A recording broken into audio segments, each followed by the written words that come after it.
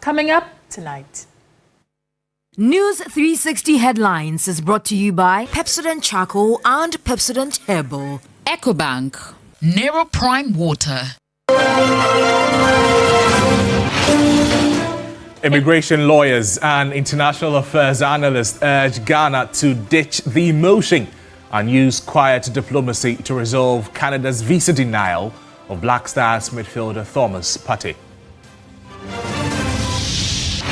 Also tonight, guilty or convenient? We ask the myth behind Ghana's plea bargaining law.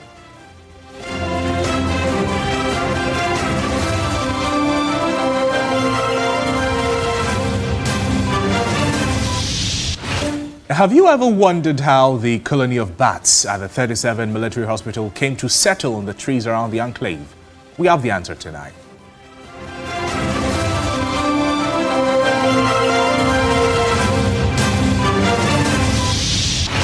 Later on the international front, kidnapped Nigerian retired general dies in captivity.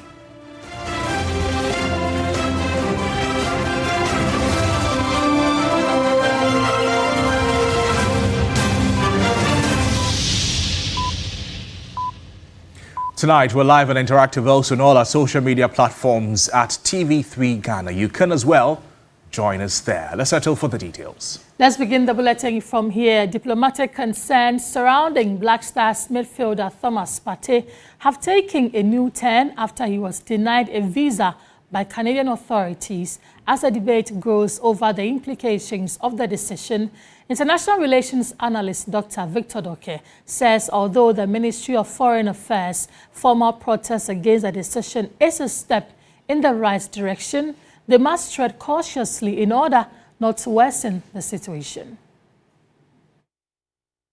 On June 12, 2026, FIFA confirmed that Ghana Black Star midfielder Thomas Partey had been denied a visa by the Canadian government, ruling him out of the Black Stars opening match against Panama in Toronto on June 17.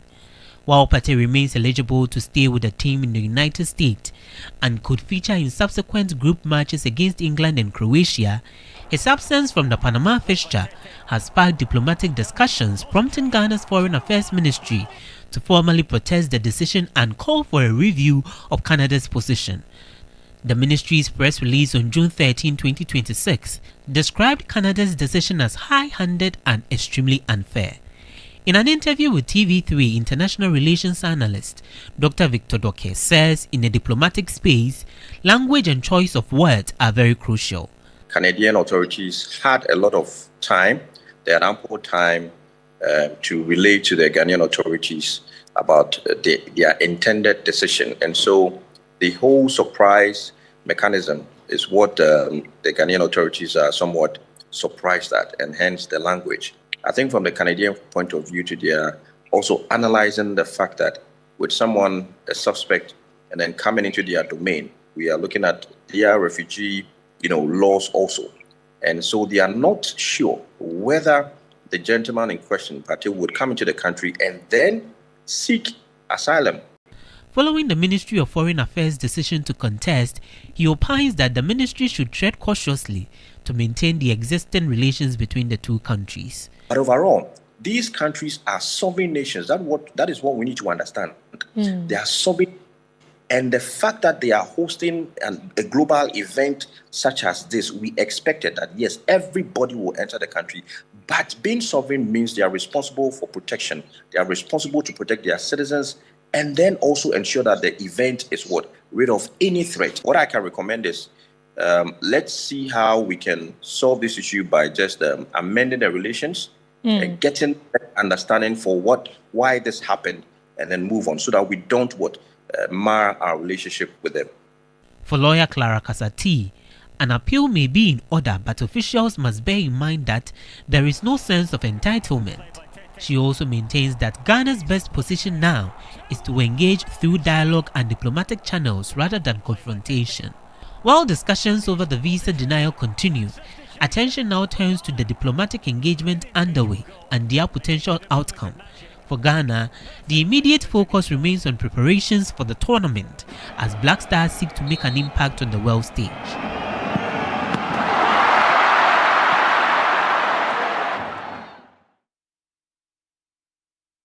Let's bring you a lot more on this and then establish the law Canada is using to deny Pate the visa and all that you and I need to know in connection to this. Now, Canada is reportedly relying on Section 36(1)(c) of the Immigration and Refugee Protection Act. This law allows a country to refuse entry to a foreign national if the alleged act committed abroad is also an offence in that country and would amount to a serious offence in Canada. And so Pate is facing sexual offence charges in the UK. And the UK charges are important because Canada compares the alleged conduct with Canadian criminal law. The immigration officials there would assess whether the alleged conduct, if committed in Canada, would amount to a serious Canadian offence, even though it is happening in the UK. This is the legal argument Ghana is putting forward. Ghana says that their argument is that Canada should not rely on unproven charges as though they were a conviction. Canada's decision raises concerns about fairness and proportionality, and Pate has pleaded not guilty to the charges, and no UK court has convicted him yet. And so Ghana therefore argues that the decision undermines the presumption of innocence. Ghana has therefore sent an official note of protest to Global Affairs Canada requesting a review of the decision. Consular laws allow Ghana to assist its nationals before foreign authorities. Ghana has also mentioned legal and administrative remedies, including possible judicial review before the Federal Court of Canada. However, diplomatic law does not compel Canada to issue the visa. Let's have a conversation on the back of this and speak with an international lawyer Amanda Clinton, also a founding partner of law at Clinton Consultancy. Amanda Clinton, good evening to you. Thank you so much for joining us. This is what we know. Ghana's government has officially indicated that they are requesting a formal review. My question is, what is the legal threshold for a host nation to overturn a visa denial for a high-profile athlete like Thomas Partey? And what does the process look like behind closed doors? Well, good evening, and thank you for having me on the show. It's always a pleasure. Well, the legal ramifications is, first and foremost, I think Ghana's absolutely right to attempt to overturn this on the basis that, you know, he hasn't been convicted. So although Canada's immigration officials are looking at the fact that the rules state that if you have committed or been convicted of a crime, you may not be allowed in Canada, it is that if you have committed, which sort of enters into pending territory. And the reason why I do support Ghana doing this is because although Canada, you know, obviously has sovereignty and it's the ultimate decision lies with them, I think US Customs and Border Protection officials did release a quote after this happened. And I think they released the quote to the BBC. And they basically said that the US is aware of the pending court case for Mr. Partey. However, at this time, he has not been convicted of a crime and was admitted into the US after being issued a visa. So that very much goes to show that Canada had a discretion, an absolute discretion, particularly because he hadn't been convicted.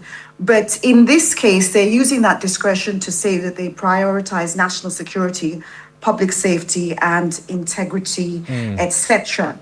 I would like you to draw your attention to particular questions that people are asked when they do fill out these visa forms. The questions include, at any time, have you ever had any of the following in Canada or in another country, an arrest or charge for which you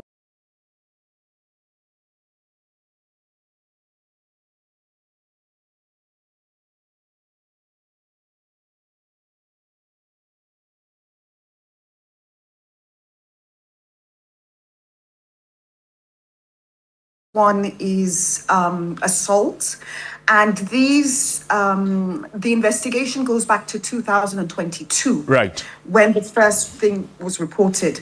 So, Canada is very much looking at the sort of historic nature of this investigation, how the case has obviously been built up for a few years. And they are basically saying that they're using their absolute discretion because the host nation still adheres to immigration, basically. Counsel, how does immigration law handle active unresolved foreign indictments compared to how a criminal court operates? Well, it's an indictment, as I just did the example of the US. The US allowed him into America to train ahead of him attempting to go to Canada. And they did so because they said on record that he hasn't been convicted. So Canada will look at, the pending charges and, although there's a presumption of innocence, they're just saying that this type of alleged, crime, 7 charges dating back to 2022, a very long investigation since 2022. They have sovereignty, and despite the World Cup, they're basically going to use that discretion. And I don't think necessarily they may back down on that, because publicly, if they've exercised a discretion, right, there is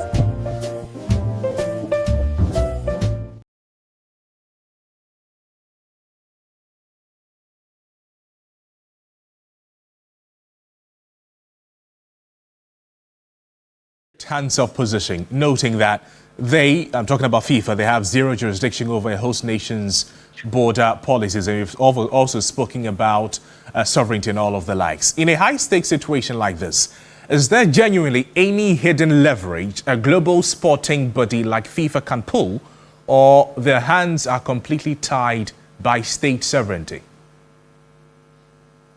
Definitely, FIFA can intervene diplomatically, closed-door conversations, and try and resolve this, but not to publicly sort of issue statements against Canada, because like all immigration laws, just like Ghana has sovereignty, it is on a case-by-case basis using law enforcement, national security, and the immigration information available.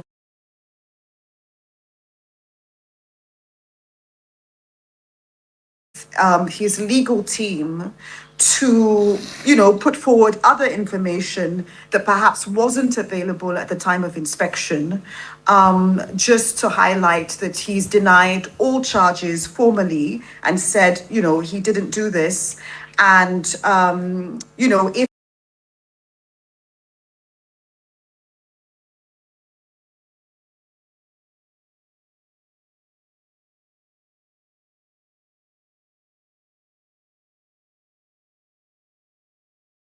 time frames that we have, that Canada can rescind its decision now. Do you think it is possible? I think it's a really tight one, but these are international bodies used to working around the clock. Canada immigration works around the clock, FIFA works around the clock, and it seems our government is not going to sleep until they try and resolve this. So this is something that, with high-level discussions, could be resolved even within 24 hours. In terms of meeting a threshold that Canada wants this person to meet, because I was listening to the discussions earlier, and someone was suggesting they don't want him to claim asylum. I don't know if that's just hearsay or whatever it is, but perhaps he could make certain assurances before he enters. He could be kept under, stricter security, right, in terms of his movement, but basically any information that goes beyond the information that was reviewed at inspection would help.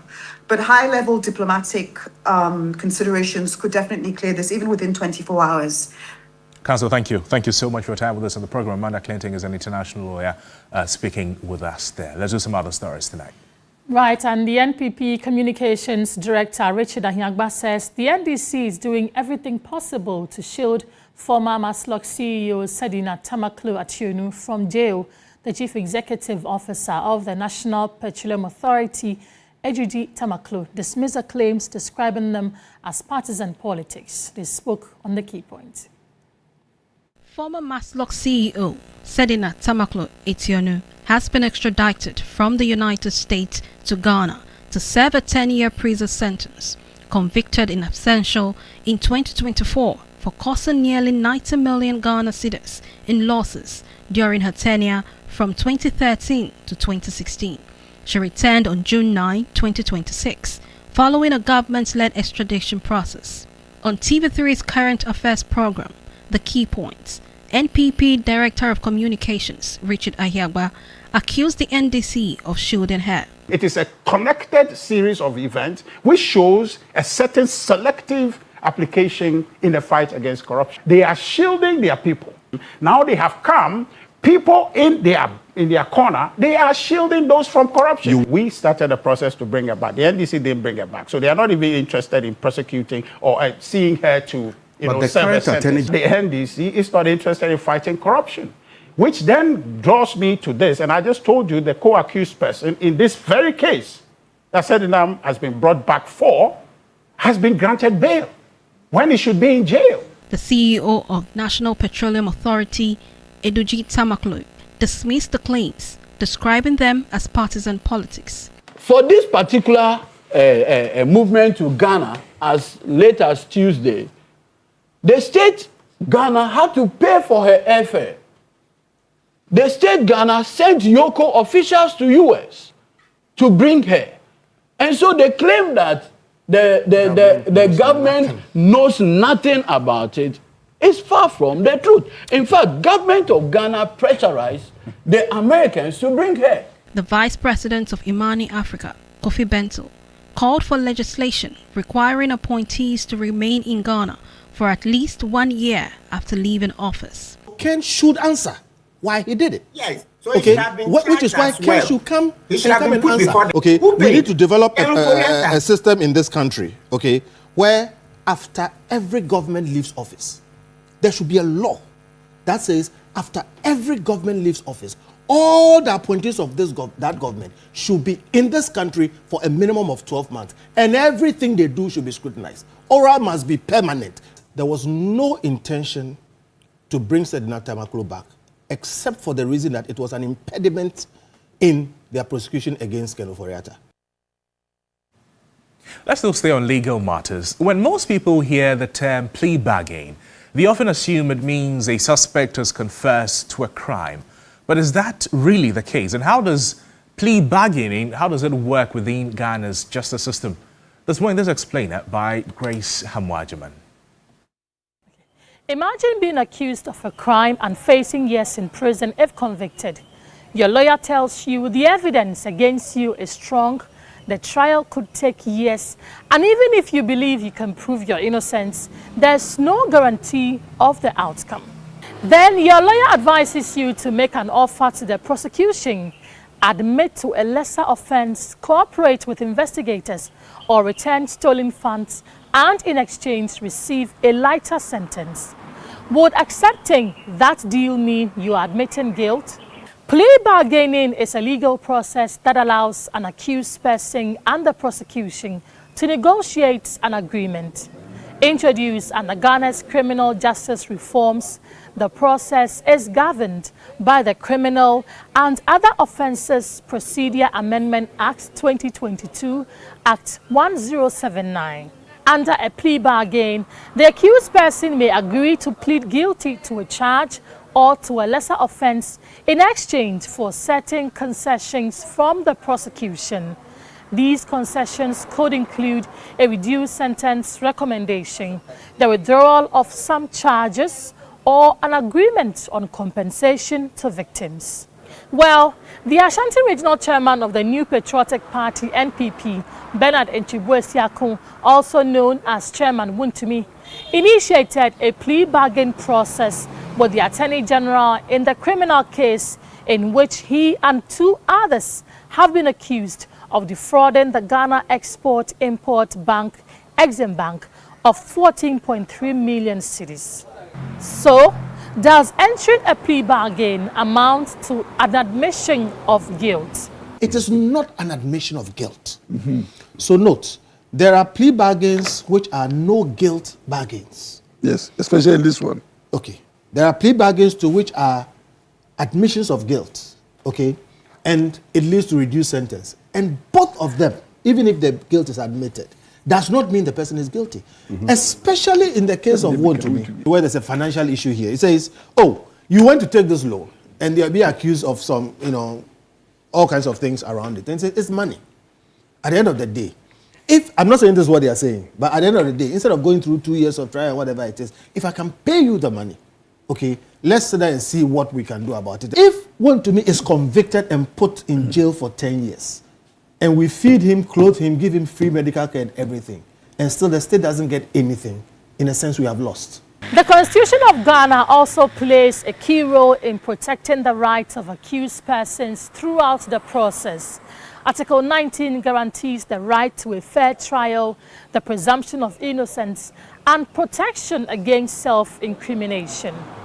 Others contend that recovering stolen assets and securing cooperation can sometimes serve the public interest better than a lengthy trial that may end without a conviction. What shall it profit a man to throw somebody in jail and then he doesn't give us one farthing so that he keeps all the money? Looking at our state of development, the way hospital with our beds, I still can't believe the Afariwa hospital has not been opened, etc. I would take the money any day and possibly with some interest so that we can get beds and other equipment to open Afariwa hospital. And it will save more lives than just throwing one person in custody. That will not be the end of the accountability. We will continue to name and shame him, stigmatize him for the rest of his life. The debate becomes even more intense in corruption cases involving public officials. Some members of the public feel plea bargain allows powerful individuals to escape full punishment. One of the innovative interventions in Act 30 is this issue about plea. It will save you time, it will save you cost, it will save you everything. And sometimes I think that usually these things are highlighted only because they involve prominent people. Do you know the number of plea deals that are done every day? Thousands of them. In fact, somebody can do an RTI to the Attorney General to find out from the time of the amendment of Act 30 to now, how many plea agreements have been done? Countless number of them. Ultimately, plea bargain is not simply a shortcut to conviction. It is a legal mechanism designed to balance efficiency with fairness.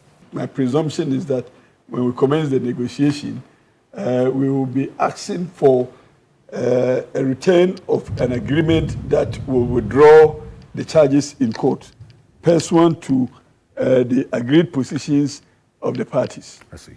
And then this be filed before the court for the court to adopt, and upon adoption, withdraw the matter in court, and then we are all home and dry, and then we will respond to the terms of the agreement.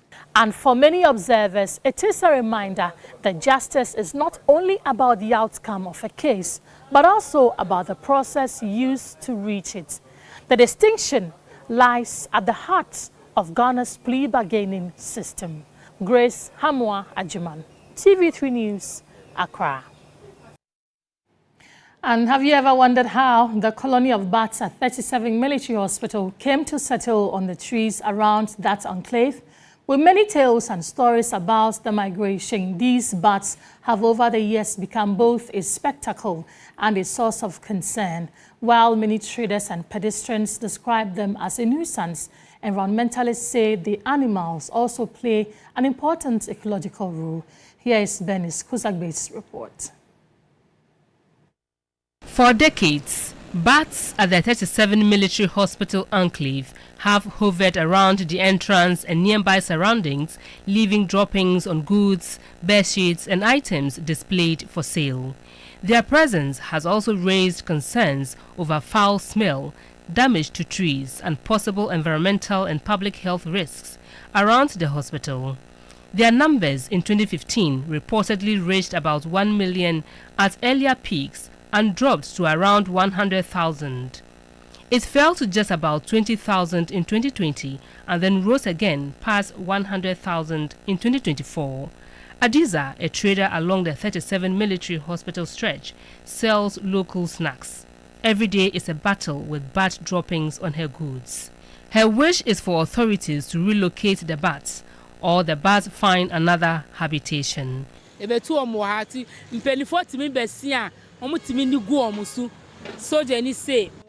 bats leave their droppings on pedestrians, goods, and bedsheets. Whenever they fall on my goods, I clean them off. Pedestrians noted that the bat population appears to have reduced over time, but shared mixed opinions on what should be done. I mean, I haven't seen a lot, but if there were a lot for me to see, I would have thought probably it was something spiritual. I don't want to say it's superstitious alone too, but I also feel maybe the ecological advantage of this place is what has also led to why the bats are here. Because bats like living on trees, they live on trees, and there are lots of trees in this area. So it's also, I can say the trees here have also played a role in why they have been here ever since. Since they don't harm anyone, they don't bring any harm, I think it will be okay to just leave them here. Environmental researcher and lecturer Gabriel Afote explained that bats naturally belong in forests, caves and reserves, not in busy city centers. They are physics. They call them guanos. It either generates viruses or when air blows on it and you inhale, it may lead to some lung or respiratory oriented illness or diseases. These are some of the reasons why they are not supposed to be here. And even the trees that they dwell on, some of these things that they produce as a result of their physics has some chemical element that can even kill the trees. He added that the bats have their ecological benefits regardless of their negative impact. They also have benefits if they were to be in their natural home. Sometimes they assist in pollination. Okay, they also help to do seed broadcasting. We have two forms. We have those that dwell on fruits or those that eat fruits, and those that also dwell on other insects or other animals. As we speak, there are no plans to relocate the bats, leaving pedestrians, traders and workers around to coexist with nature's creation. Away from that, Galaxy Sterling Community School has emerged winner of the maiden edition of the Best Brain STEM Quiz competition. The initiative by Best Brain Publication Limited is aimed at promoting science, technology, engineering and mathematics education among basic school pupils. The competition, which brought together 32 schools over a 4-month period, sought to nurture critical thinking, innovation, and problem-solving skills among young learners. After weeks of intense contests, Galaxy Sterling Community School was crowned champions of the inaugural Best Brain STEM Quiz. We have achieved what we were looking for.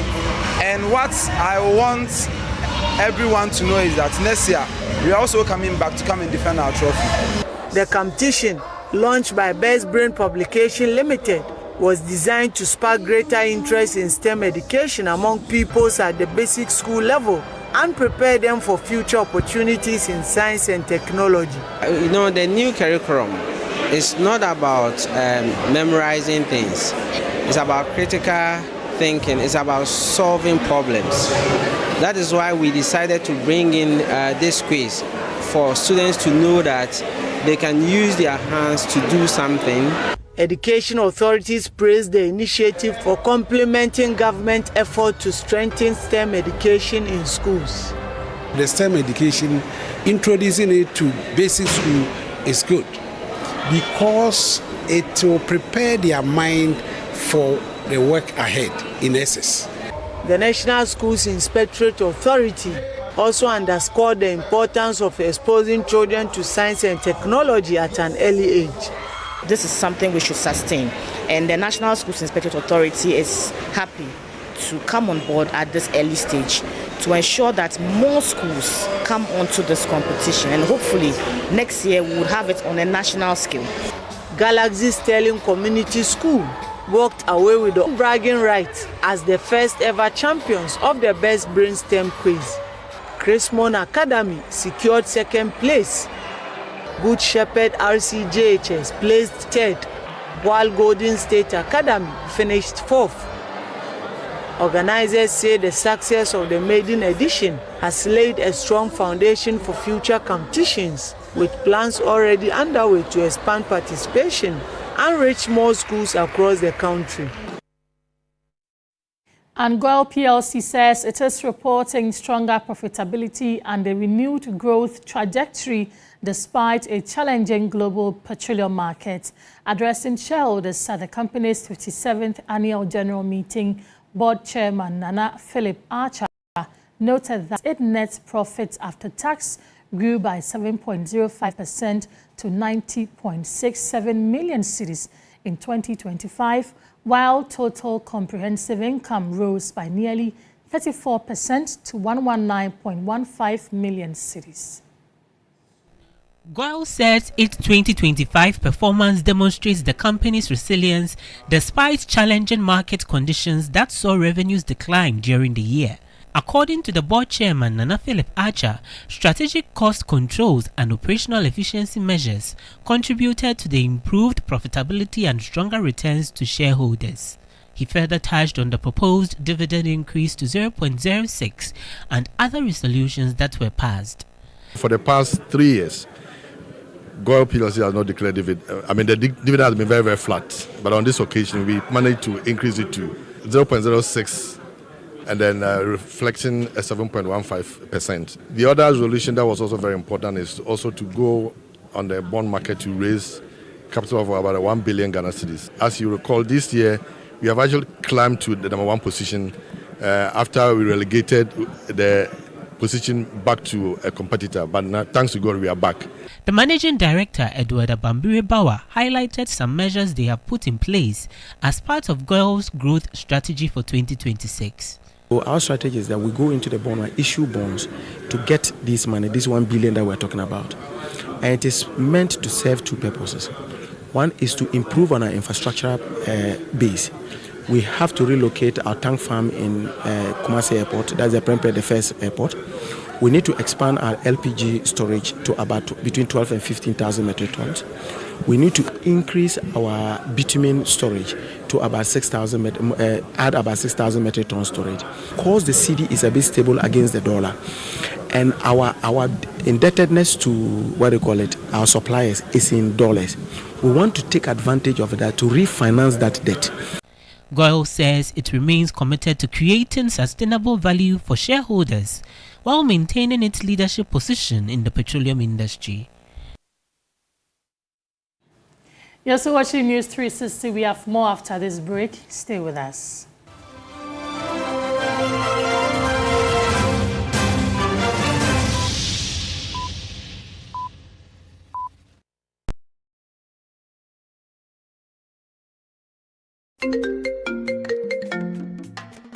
Hello, my name is Pamela from Customer Service. Please revalidate your account by texting your Ghana card number to 0500.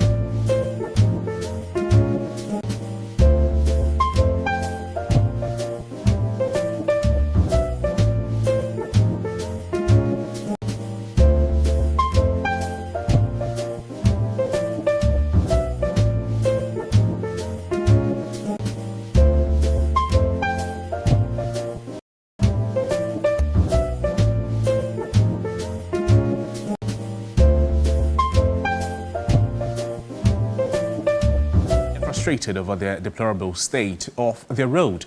The road, a single-source route which links the community to the regional capital, has for decades been in a terrible state, posing a significant threat to residents. Kokoko is a farming community in the Tejman North District of the Bono East region with a population of a little over 1,000 residents. The community relies heavily on farming. However, the road that links it to the regional capital, where the biggest market is, has for over the years been in a deplorable state. These residents say it's posing a significant threat on economic activities in the area. Speaking to TV3 News, residents noted that majority of their harvests get rotten in the farms and the rest in good condition are sold at low prices. When it rains, it's not easy for you to pass through this road. So we always, the buyers come to the village and they come and purchase the foodstuffs with the low cost because you can't take it to them. They have to come to you. And when they come to you, they purchase it on a low cost. And it's always help worrying us. You don't give the farmers chance to even have access to their life. We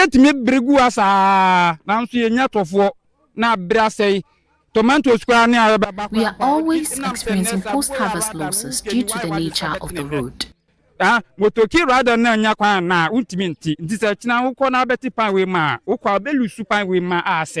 Tricycle riders also complained about the state of the road. Whenever I apply this route, I have to go to the mechanical shop for maintenance. Other than that, the next day, I can't use my tricycle. The situation is also affecting healthcare delivery.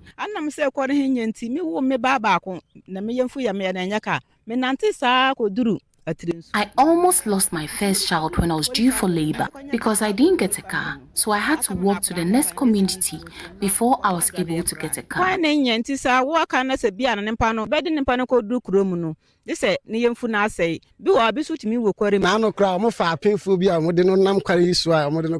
Recently, someone lost a pregnancy on the same route.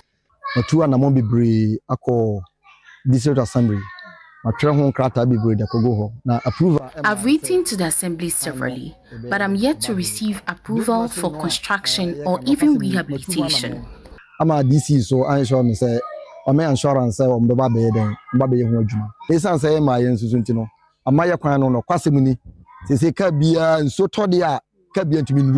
This is one among many rural communities in the region which have deplorable roads. The situation derails Ghana's progress towards SDG 1, no poverty, SDG 3, good health and well-being, SDG 8, decent work and economic growth, and SDG 9, industry, innovation and infrastructure, emphasizing the need for pragmatic steps to connect marginalized communities to the regional economic hub. Belinda Tete, TV3 News, Kokoko, Bono East Region. And Glyco Ghana has unveiled a new mobile application at its annual general meeting, where shareholders also reviewed the performance of the Glyco Fixed Income Fund for the year ending 2025. The fund, which targets pension funds, institutional investors, and individuals seeking steady returns on their cash, recorded strong growth within the assets by more than 218% by the end of 2025. For many Ghanaians, Glyco is a familiar name. Some may still remember its famous television advert where a branch saved a man from falling off a cliff. That advert became a symbol of reliability, longevity, and trust. The Glyco Fixed Income Fund allows investors to start with as little as 50 Ghana cedis, while the minimum top-up is 25 Ghana cedis. Chairman of the fund, Alfred Yaofori, says customer investments are managed with prudence and diligence. We are very particular about where we want to invest because these are people's monies, and we check from Bank of Ghana. Companies that are in good standing, if you are not in good standing, we check your finances, your financial statement, we will invest in that company. Fund manager Ruthie Rabna Fojo attributed the fund's strong asset growth to the confidence and trust the investing public continues to place in Glyco and its investment products. We ended the year 2024 with 7 million. We had new investments coming in as in new subscriptions totaling about 13.1 million. From inception, the fund has grown to 34%, so that's all culminates into the values of the growth that you are seeing. So we are very optimistic. We are asking that more and more of you come on board to invest in the Glyco Fixed Income Fund as we drive growth and distribute the wealth to all of us. As part of efforts to make investing more convenient and accessible, Glyco also unveiled its new mobile application designed to provide customers with easy access to investment services and account management tools. Anthony Boedu is Managing Director of Glyco Capital. When you want to do your withdrawal, you sit at the comfort of your home and you do your withdrawals. And also the fact that when you want to do a top-up or increase your investment, this app is readily accessible. You can go on the app, just click on deposit, it will take you to the process, and then the deposit will be done instantly. Glyco has been around for the past 40 years, so we are not going anywhere soon. So come to us. You are secured, you are safe. We are going to take care of you when it comes to life insurance, general insurance, pensions, health, properties, and capital, raising of funds and all that. Now, Vivo Energy Ghana hosted its 2026 Safety Day and Awards at the Airport City Shell Station under the theme Prepare to Respond. The event forms part of the company's ongoing commitment to workplace safety, culture, bringing together employees and guests for a day of activities centered on safety preparedness and recognition of best practices. Many workers face daily risks from occupational hazards, often due to gaps in training, weak safety culture, or inadequate emergency preparedness. It is against this backdrop that Vivo Ghana Energy held its 2026 Safety Day and Awards under the theme Prepare to Respond, a deliberate push to keep safety at the forefront of operations within the energy sector. We also want to be the leading African and most respected business. So even in terms of corporate social responsibility, when we find things that are unsafe, we try to collaborate and bring things that we know, bring the experience, bring the resources, so that we can make it a better place for all of us and for the communities. The event featured addressing hazard awareness, emergency response protocols, and a panel discussion to share insights on tackling workplace safety challenges. Every Ghanaian should be mindful that when they go on a fuel filling station, there are hazardous products, there can be a spill, so they should be vigilant. Most of the time we told the customers don't use the phone, because with usage of phone, it can be a source of ignition and then there's a fire. But also we have quality marshals that will come and talk to the customers also to reinforce those behaviors. The company also held its 2026 Safety Awards, recognizing teams and individuals for outstanding safety practices. Vivo Ghana Energy is the exclusive marketer and distributor of Shell-branded products and services in Ghana, operating a network of fuel stations across the country. Time now for a break. We have sports after. Stay with us.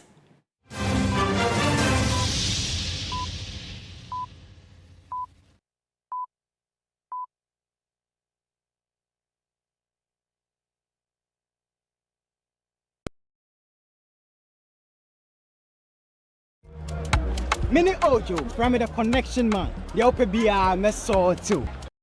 Come. Spatcho Mishabu Sukanka. Kukawi. See what kiosk number 20.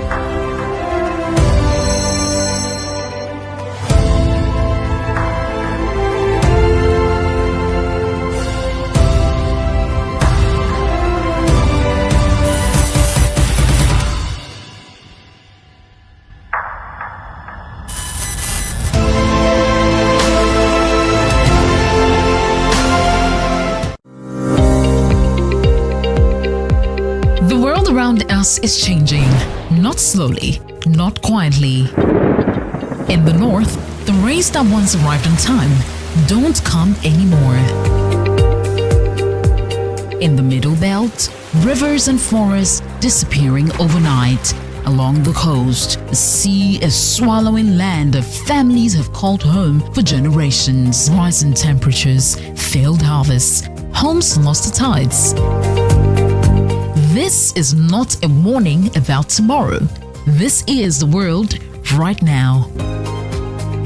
TV3 and the German Embassy in Ghana. The conversation on climate security implications in Ghana. The Climate Talks 2026.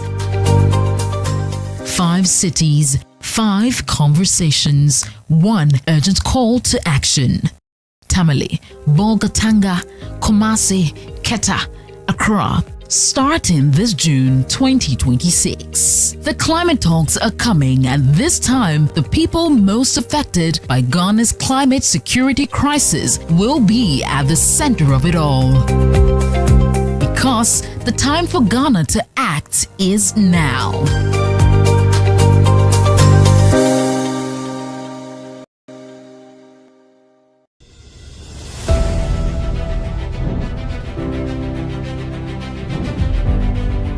In a world full of noise. Under Canada's Immigration and Refugee Protection Act. This is based on pending criminal proceedings in the United Kingdom involving Thomas Partey. The government of Ghana reaffirmed the presumption of innocence principle as Partey's case is yet to result in a conviction or judicial finding of guilt.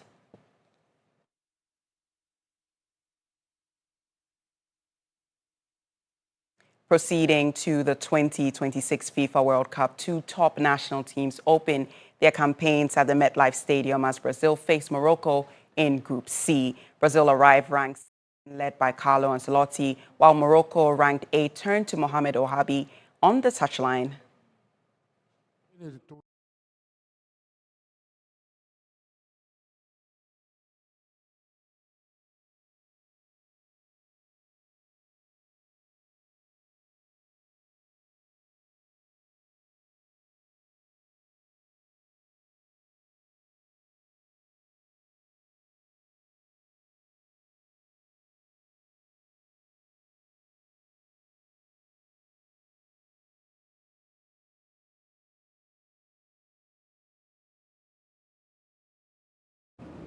We don't know. We are really focusing the first game. We focus in tomorrow in starting the best way, and after we're gonna think every game to go forward, to go the more forward possible that we can do, and try to do better than the last World Cup. But for the moment, we are thinking in tomorrow to be in the best performance and to try to win the game. That is all what we want.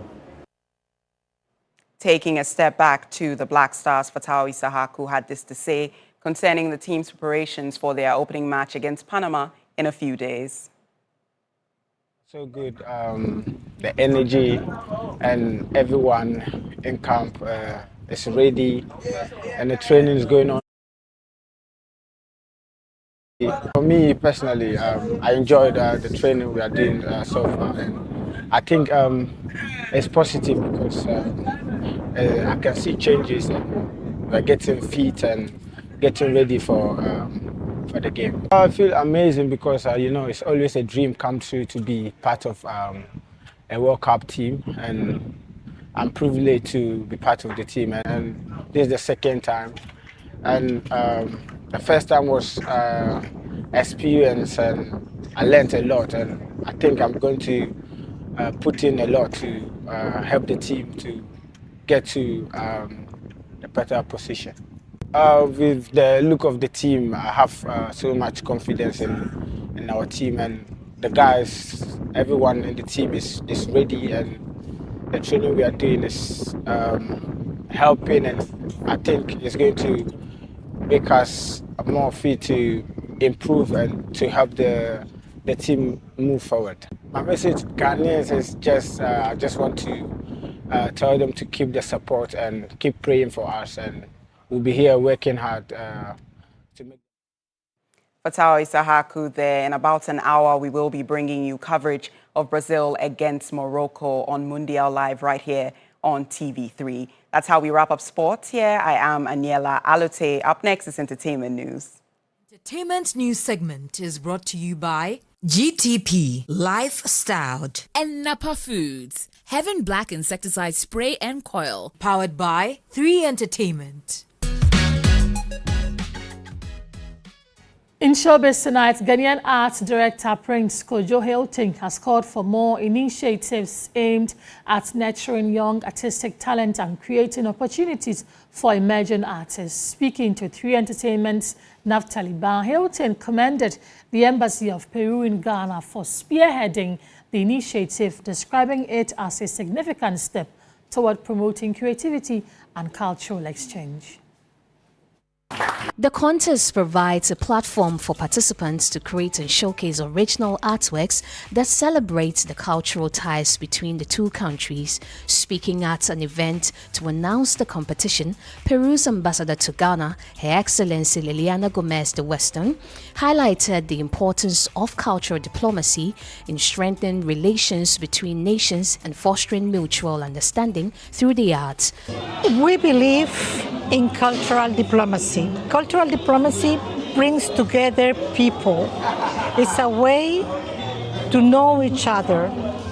And the case of Peru and Ghana, there is a lot of similarities.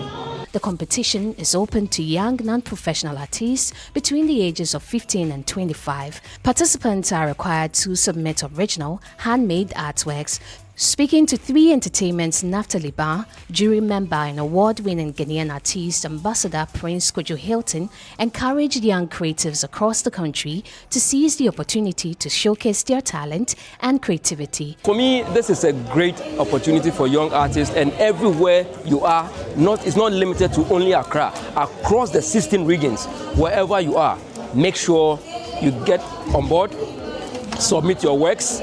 Let's see. I'll be urging all the embassies in Ghana to take on this opportunity. To also start doing something like this to help our young artists. The second edition of the Ghana-Peru Arts Contest is expected to further strengthen cultural exchange between Ghana and Peru while creating valuable opportunities for emerging artists to gain exposure and recognition. Let's now bring you some international news. A retired Nigerian Army general who had been kidnapped by gunmen in the country's northwest has died while being held captive, the military has said. Major General Rabi Abubakar, who had a high-profile job as military spokesperson between 2015 and 2017, was abducted with his wife while traveling in Katsina State last month. No group has said it was behind the kidnappings. The abduction and death of Abubakar highlights the continuing security challenges facing parts of northwest Nigeria, where bandits frequently carry out kidnappings for ransom as well as cattle rustling and attacks on rural communities. Israel has carried out airstrikes in the south of Lebanon after ordering people to leave about 20 locations, Lebanese state media has said. At least 1 person has been of Marrakech in Lebanon's Tai district, according to the Lebanese National News Agency. Israel's prime minister had previously warned his country would strike Hezbollah if it continues attacks against northern Israel.